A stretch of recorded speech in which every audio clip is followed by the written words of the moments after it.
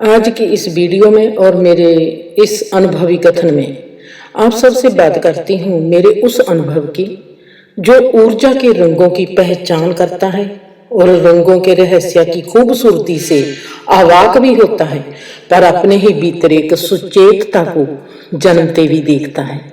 जे रंगों की खूबसूरती क्या है और जे रंग असल में है क्या और किस चीज का प्रतीक है, जे रंगों का जो सुमेल है हमारे इस ब्रह्मांड में, ये सब है क्या। चलो बात करते हैं आज इस रंगों की।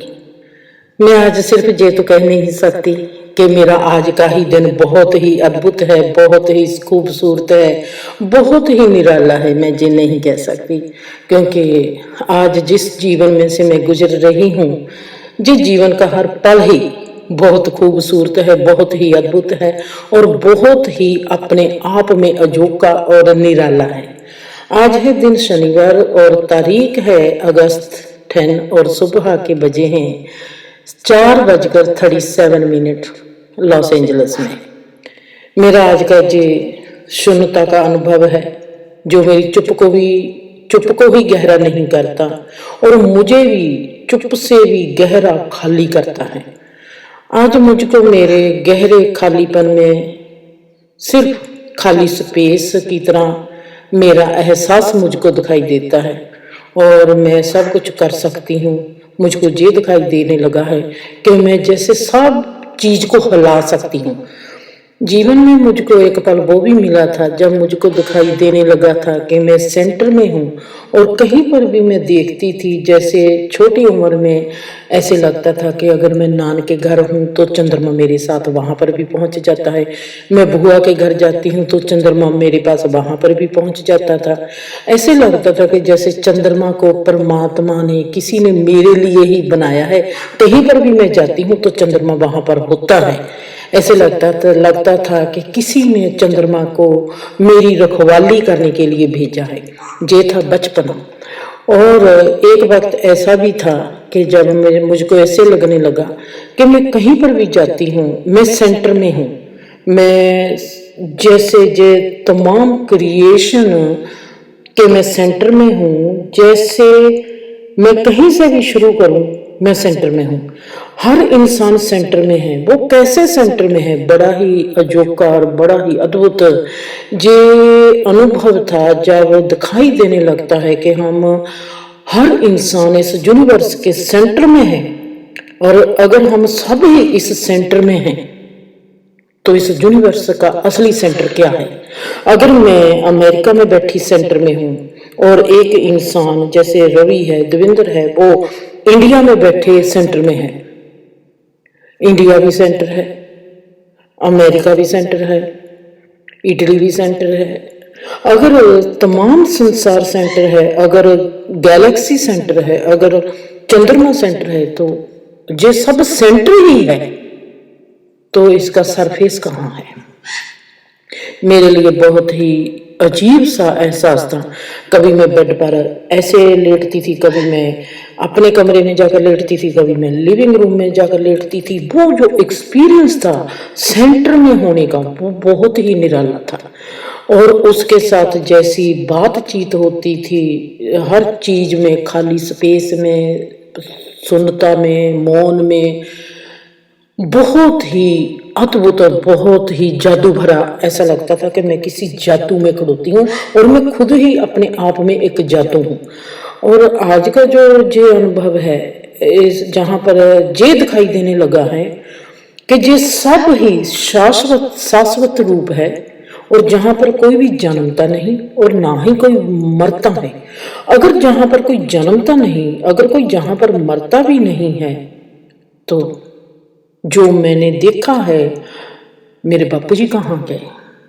आज मैं इस डिमेंशन में अपने बाप को किस स्थिति पर देख सकती हूँ। जब मैं संसार में थी तब तो मैंने देखा था कि एक दिन मेरे बापूजी मर गए, पर आज ये कैसा शाश्वत रूप है जो कहता है कि जहां पर कोई जन्मता नहीं, जहां पर कोई मरता नहीं। मैंने आज पहली बार अगस्त 10 2024 को, मतलब के 15 दिन पहले ही इस डिमेंशन में, 13 दिन पहले इस डिमेंशन में पैर रखा है। और ये शाश्वत रूप है। कहते हैं कि जहां पर कोई जन्मता नहीं, कोई मरता नहीं। मेरी हर तरफ मैं देखती हूँ कि बहुत गहरी शून्यता है। मैं खुद की मौजूदगी की आभा को भी हर तरफ देख रही हूँ। आज मुझे ऐसा लगता है कि जैसे मैं ऐसे ही आज हर जगह पर जा सकती हूँ। कैसे मैं जा सकती हूँ? ऐसे ही कैसे मैं जा सकती हूँ हर जगह पर?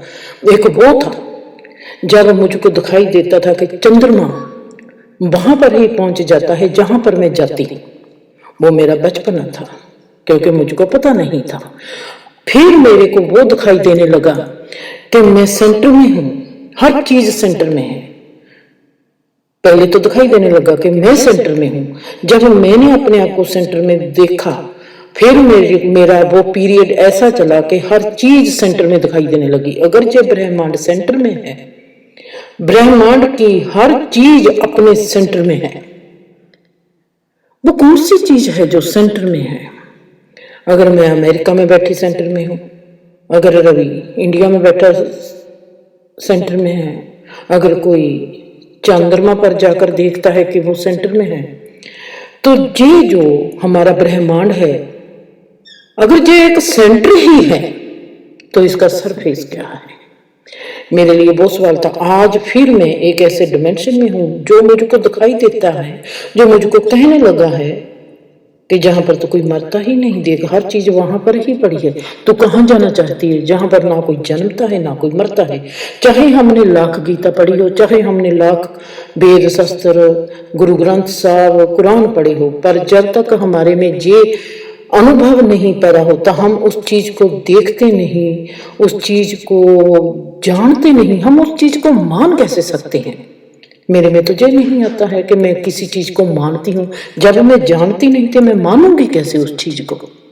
मेरे लिए ये जो आज मैं जिस डिमेंशन में हूँ, ये है शाश्वत रूप जो कभी जन्मता नहीं, ना ही कभी मरता है।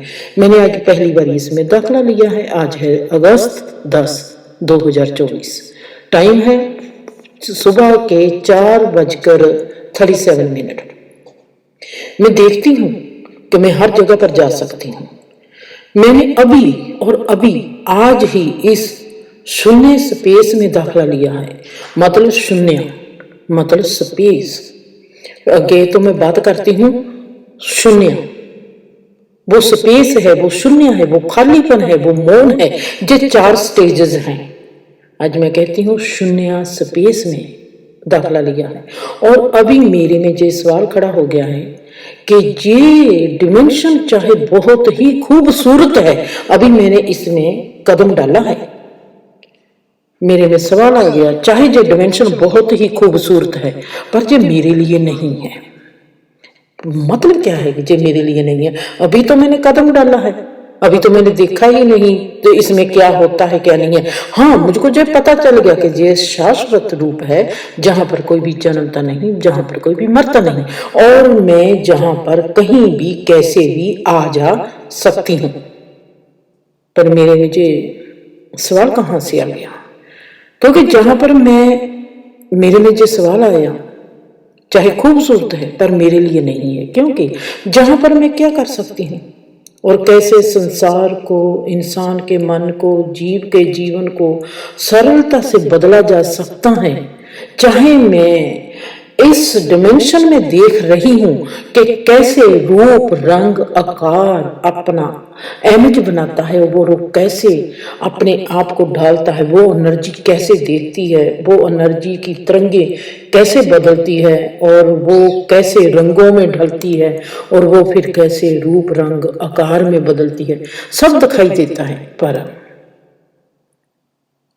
कितनी सरलता से इंसान को बदला जा सकता है, कितनी सरलता से संसार को बदला जा सकता है, हर जीव के जीवन को बदला जा सकता है। मैंने बहुत गहरे से महसूस किया, क्योंकि मैं जहां पर सिर्फ एक शून्य हूं, वो शून्य जो एक स्पेस है, मेरी जहां पर योग्यता रूप रंग आकार को बदल देने की भी है। जैसे मतलब कि आप हम कोई भी वहां पर उस आयाम की, उस डिमेंशन की ये योग्यता है, काबिलियत है कि उस डिमेंशन में कोई भी जाता है, वहां पर उसकी एक कैपेसिटी आ जाती है कि वो कोई भी रूप रंग आकार को बदल सकता है। पर ये विषय जो है मेरी पसंद का नहीं है, सो मेरा अस्तित्व पहले ही कदम पे इस डिमेंशन को इनकार कर देता है।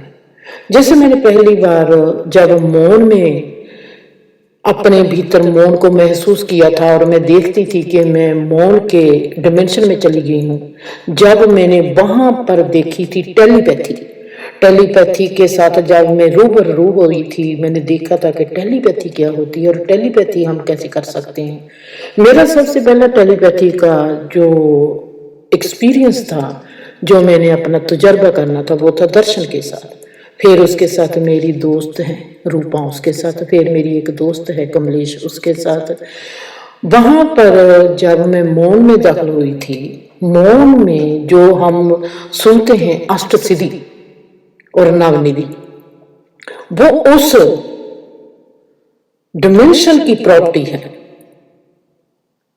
और कैसे मौन के डिमेंशन ने मुझको अष्टसिद्धि के अस्तित्व के रूबरू करवाया था। तब मैंने खुद को यही सवाल किया था, चलो जी मैंने टेलीपैथी कर ली, मैंने आज दर्शन के साथ बात की, आज मैंने रूपा के साथ बात की, आज मैंने किंग जॉनसन के साथ बात की, चलो इन लोगों के साथ बात कर ली, अब मैं अनजाने लोगों के साथ किसी के साथ बात कर लूंगी, फिर क्या? अगर मैं बात कर लूंगी क्या कर लूंगी, क्या हो जाएगा, किसके साथ क्या हो जाएगा? किसी को मैं कह दूंगी कि तू ऐसे कर, किसी के साथ टेलीपैथी करती हूँ उसको कह दूंगी कि तू ऐसे नहीं ऐसे कर, उसके दिमाग के साथ खेलूंगी। फिर इसका मतलब है कि अगर मेरे में जो कैपेसिटी है कि मैं टेलीपैथी करके किसी का दिमाग चेंज कर सकूं, इसका मतलब है कि मेरा भी कोई कर सकता है। मैं वहीं से रुक गई। लोग जिस चीज की प्राप्ति के लिए आगे बढ़ते हैं, पूजा तपस्या पाठ जाप तप करते हैं, अगर वो मेरे रास्ते में आती थी, वो सवाल बनकर आती थी और मेरे को सवालों में लपेट लेती थी, मेरे आले दाले एक चक्रव्यूह रचती थी और सवालों का चक्रव्यूह, और मेरे को कहती थी अगर आप किसी के ओरे में दाखिल हो जाओगी जिंदर, अगर कल को आपके ओरे में कोई दाखिल हो जाएगा, क्या आपको पसंद आएगा? मेरी जिंदगी मुझको कहीं पर रुकने नहीं देती थी। मेरा जहाँ शौक को हो, जहाँ चाह को हो, जहाँ रीझ को हो, वो कहीं पर भी रुकने नहीं देती थी। वो कहती थी जैसा तुम जीवन चाहती हैं, जैसा तेरे को है कि तेरी इमेज बनी रहे, जैसा तू नहीं चाहेंगी कि कोई तेरे जीवन में खलल मचाए, तेरे जीवन को ऐसे तहस महस करे, तू किसी की सोच से चले, तू किसी के लिए कठपुतली हो जाए, तेरे को कोई चलाए, जैसे तू अपनी आजादी को बरकरार रखना चाहती हैं वैसे ही सब है। और मैं अगर मेरे को टेलीपैथी करनी आती है, मैं टेलीपैथी से क्या कर लूंगी? ज्यादा से ज्यादा जो गलत लोग हैं, मैं कहूंगी जो मेरे लिए गलत लोग हैं, जरूरी नहीं वो क्रिएशन के लिए भी गलत हो, मैं जहां पर कैसे अपने आप को तसल्ली दे पाऊंगी कि ये इंसान गलत है और ये इंसान सही है। हो सकता है जो इंसान आज मेरे जीवन के लिए गलत हो, शायद वो बड़े लेवल पर क्रिएशन के लिए ठीक हो। सो पहले मुझको वहां पर पहुंचना पड़ेगा कि जो मैं करती हूँ वो 100% इस कायनात के लिए सही है, जब मैं खुद के लिए सही करना चाहती हूँ, जब मैं खुद के धर्म के लिए सही करना चाहती हूँ, जब मैं खुद के परिवार के लिए सही करना चाहती हूँ। मेरा पहले एमज क्या है, मेरा पहले एम क्या है कि मैं करना क्या चाहती हूँ, मेरा गोल क्या है। अगर मैं अपने लिए करना चाहती हूँ ये बहुत छोटा मामला है, अगर मैं परिवार के लिए करना चाहती हूँ वो उससे थोड़ा सा बड़ा है, अगर समाज के लिए वो उससे थोड़ा सा बड़ा है, अगर धर्म के लिए वो उससे बड़ा है, अगर मैं संसार के लिए करना चाहती हूँ तो वो उससे बड़ा है, अगर मैं ब्रह्मांड के लिए ही कुछ ऐसी नीति को अपनाना चाहती हूँ तो वो फिर उससे भी बड़ा है। ये कैसे होगा? मैं इसको तय कैसे करूं? मतलब कि बहुत ही सुंदर जीवन का आगमन होता रहा मेरे जीवन में, और मैं बहुत ही सुंदर जीवन के पड़ाव में चलती रही, पर मेरे सवालों ने मेरी आजादी को सदा ही बरकरार रखा। मेरे को एक बात समझा दी कि अगर तुम अपनी आजादी को संजीदा रखना चाहती है, तेरे को दूसरे की आजादी को भी संजीदा रखना पड़ेगा। और मुझको कहीं पर भी रुकने नहीं दिया। टेलीपैथी से क्या करूंगी, क्या करूंगी, कब तक करूंगी, क्या क्या करूंगी? मेरे पहले सवाल ने ही मुझको आगे का कदम लेने नहीं दिया। शायद मेरी मंजिल बहुत दूर थी, दूर, इतनी दूर कि वहां से कभी किसी को आहट नहीं आती। शायद हम ही अपनी आहट वहीं तक पहुंचा सकते हैं। आज फिर एक घटना मेरे साथ घटती है। ये घटना भी वो ही घटना है। आज की इस घटना में ऊर्जा के साथ बहुत कुछ किया जा सकता है, जैसे टेलीपैथी के साथ बहुत कुछ किया जा सकता था। आज इस घटना में ऊर्जा के साथ बहुत कुछ कर सकती हूँ, जो आज मैं करती भी हूँ। जहाँ कहूँ कि आज परमात्मा मुझको इसका एहसास तजर्बे के जरिए करवा रहा है, पर मेरा अस्तित्व इसका दीवाना नहीं है। मेरी दीवानगी में विराटता का विशाल एहसास से भी पार का एहसास, जो अनंतता का फैलाव रखता है और अनंतता के फैलाव तक फैला हुआ है। मैं देखती हूँ जहां पर कि इस संसार को समझने के लिए मुझे 37 साल लग गए, और आज के इस खूबसूरत डिमेंशन को समझने के लिए मुझको सिर्फ एक कदम लगा है। संसार को समझने के लिए 37 साल, और इस खूबसूरत डिमेंशन जो कि इतना बड़ा है, इतना पावरफुल है, उसको समझने के लिए एक कदम। मुझे और मेरी चेतना ने सिर्फ इसको समझना और जानना है। मैंने और मेरी चेतना ने सिर्फ उसको समझना है और उसको जानना है, जो असली कलाकार है। ये जो खेड है कि ये खूबसूरत डिमेंशन है, वो खूबसूरत डिमेंशन है जहां पर टेलीपैथी हो सकती है, वहां पर रंगों की ऊर्जा के साथ हम जीवन को बदल सकते हैं। ये जो हमारे में आते हैं जप तप पूजा पाठ हवन, जो हमारे में आता है एस्ट्रोलॉजी, जो हमारे में आती है नंबरोलॉजी, जो धर्म की बातें करते हैं, ये सब कुछ जो मेरे में आएगा कि इनको बनाने वाला मैं उसको जानना है जिसने इसको बनाया है, असली कलाकार। आज के इस डिमेंशन की एक बात आप सबके साथ शेयर करती हूँ, जहां पर मैं बात करती हूँ मोनिका की। मोनिका, आपको पता ही है कि मोनिका कौन है? मोनिका है बड़ी बेटी, और वो मेरे पास आती है और मुझको कहती है कि माँ मैंने कार लेनी है, मैं कार किस रंग की लूँ? और मेरी जुबान से निकलता है नेवी ब्लू। वाह, नेवी ब्लू काहे के लिए? मैंने जी क्यों कहा कि आप नेवी ब्लू लो? क्या कहूं आप सबको, कैसे कहूं कि ये सब कैसे होता है? हम तो खूबसूरत चीज को, जगह को देखकर ही खामोश हो जाते हैं और बहुत गहन मौन में डूब जाते हैं। वहां पे हालात क्या हो गए, वहां पर हालत कैसी होगी जिसमें अनंतता की खूबसूरती ही गुणों के रंगों से भरी पड़ी हो। नेवी ब्लू मेरे में कभी ये आता ही नहीं था कि मैंने ये मानना है, कुछ भी हो, चाहे वो परमात्मा हो, मैं परमात्मा को मानूं। मैं सोचूंगी मैं क्यों परमात्मा को मानूं? मैंने परमात्मा को जानना है, मानना नहीं। अगर आती है एस्ट्रोलॉजी, कहते हैं कि एस्ट्रोलॉजी के जे ग्रह नक्षत्र हैं, ऐसा है ऐसा है, मैं क्यों कहूंगी?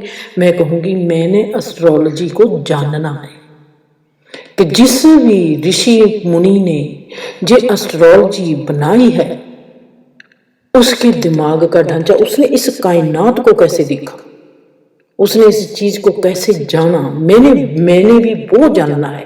वैसे ही मैंने, कोई कहता है कि परमात्मा है, ठीक है परमात्मा है, ये उसकी मानता है कि परमात्मा है, उसका भरोसा है कि परमात्मा है। मैं एक इंसान भरोसा करता है, जैसे देवी भरोसा करता है कि परमात्मा है, मैं कहूँ कि ओ देवी को भरोसा है कि परमात्मा है, तो मैं अब उसको मानना शुरू कर दूं। मैंने देखना है कि देवी को भरोसा क्यों है परमात्मा है, देवी क्यों भरोसा करता है कि परमात्मा है। मैंने परमात्मा को जानने से पहले देवी के भरोसे को भी जानना है कि वो क्यों मानता है कि परमात्मा है।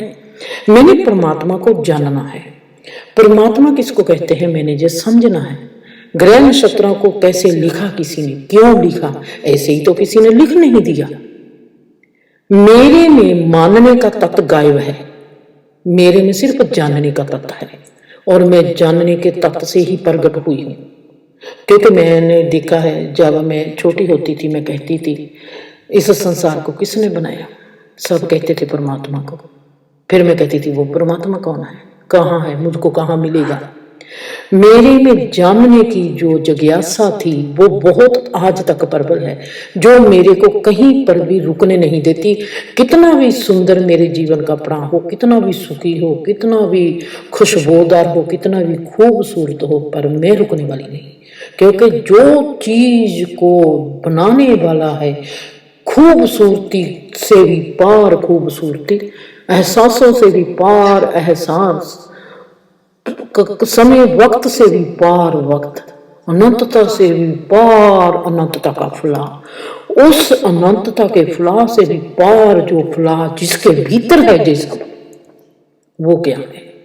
इस करके मुझको मानने से ज्यादा जानने में ज्यादा मैं बनी हुई हूँ। मतलब के मानने के जो तत्व हैं वो मेरे में नहीं है, जानने वाले जो तत्व हैं वो मेरे में सभी हैं। जैसे आज मोनिका के हर पास मेरे को है कि आज मोनिका के पास हर चीज में नेवी ब्लू रंग होना चाहिए। क्यों? मुझे ऐसा लगता है कि मोनिका का जीवन हर तरफ से गतिवान हो जाएगा।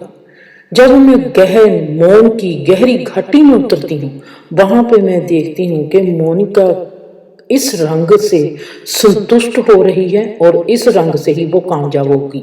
मतलब कि वो अपने स्वभाव में ठहर जाएगी। उसके आले द्वारे जो आज जो संघर्ष करती है, वो तमाम जो स्ट्रगल है वो खत्म हो जाएगी। जिस चीज के लिए वो स्ट्रगल करती है, चाहे वो उसने पैसा कमाना है, चाहे उसने कार खरीदनी है, चाहे उसने घर खरीदना है, वो सभी कामयाब हो जाएगा, वो संतुष्ट हो जाएगी जब वो नेवी ब्लू कलर में होगी। ये रंग है शनि का और ये रंग है राहु का। इस रंग का गुण रूप है भरोसा, वफादारी, ज्ञान, और एक जो गहन अध्यात्मिकता है जिसमें बहुत गहरी शांति होती है, प्रेरणा होती है, और अंतर्ज्ञानता का एक बहुत ही गहरा रंग होता है। मतलब कि ये रंग हमारे असली अस्तित्व की जड़ है। मेरे आज के जीवन में जब भी मैं किसी को देखती हूँ तो उसको खूबसूरत बना देने की उमंग मेरे में मचलती है। कैसे बनाऊंगी मैं ये नहीं जानती, पर मैं ऐसा करूं, ये खूबसूरती मेरे में बहुत गहरे से समा चुकी है कि मैं ऐसा कर दूं, ऐसा कर दूं, ऐसा कर दूं। मैं कैसे करूंगी? फिर मैं परमात्मा की ओर देखती हूँ, परमात्मा तुम मेरे में जो डालते हो, मैं ऐसा कर दूं, ऐसा कर दूं। तू क्या करवाना चाहता है, तू करना। फिर मेरे जीवन में एक व्यक्ति ऐसा है जिससे मैं सब कुछ खो लेने के लिए भी तैयार हूं। मेरा दिल करता है कि उस व्यक्ति से सब कुछ छीन जाए, क्योंकि ब्रह्मांड मुझको कहता है देखना जिंदा, जिस दिन ये व्यक्ति खुद को पूर्ण खाली रूप में ले आएगा और जो संसार की एक रोशनी बन जाएगा। उसकी कैपेसिटी इतनी बड़ी है कि उसने अपने आप को खाली चीजों से भरा हुआ है, जो कल को मुरझा जाएगी, मर जाएगी, पर अगर वो अपनी भीतर की रोशनी जगा लेगा और वो संसार को रोशन कर देगा। और ऐसे व्यक्ति, क्या वो व्यक्ति जो मेरे जीवन में है, जिसकी कैपेसिटी इतनी है, क्या वो मेरी बात मानेगा? कभी भी नहीं मानेगा ही नहीं। पर मुझको पता है कि वो ऐसा कर डालेगा। कैसे? जहां पर भरोसा और प्यार चाहिए। हम सब सोचते ही ऐसे हैं कि हम सब अच्छी बातें मानते हैं, पर मैं आपको सच कहती हूँ, हम अच्छी बात हमारे लिए वो ही मानते हैं, वो ही होती है जो हमको छोड़नी ना पड़े। हम कुछ छोड़ नहीं सकते। हम कहते हैं हमारे पास आ जाए सब कुछ, पर जो हमारे पास है वो कभी जाए ना। आपको हैरानी होगी, हम अपना दुख भी नहीं छोड़ना चाहते। हम जहाँ से दुख मिलता है हम उस जगह को भी नहीं छोड़ना चाहते। चलो आज हम चलते हैं अपने उस अगले, आज का जय मेरा एपिसोड जहाँ पर मैं बंद करती हूँ, अगले एपिसोड में लेके चलती हूँ जहाँ पर आप मेरा इंतजार कर रहे होंगे कि लॉ ऑफ फ्रेम, जो मैंने आपको कहा था कि फ्रेम ऑफ रेफरेंस के बारे में आप जरूर पढ़ना है। अब कल को एपिसोड में लेके आऊंगी आपके पास वही कि हम कैसे हमारी जो बॉडी है ये वक्त का द्वार है, जिसमें हम वक्त में भी यात्रा करते हैं और वक्त के बाहर भी यात्रा करते हैं। कब? जब हम अपनी बॉडी में होते हैं। Time travel. खुश रहो, आबाद रहो।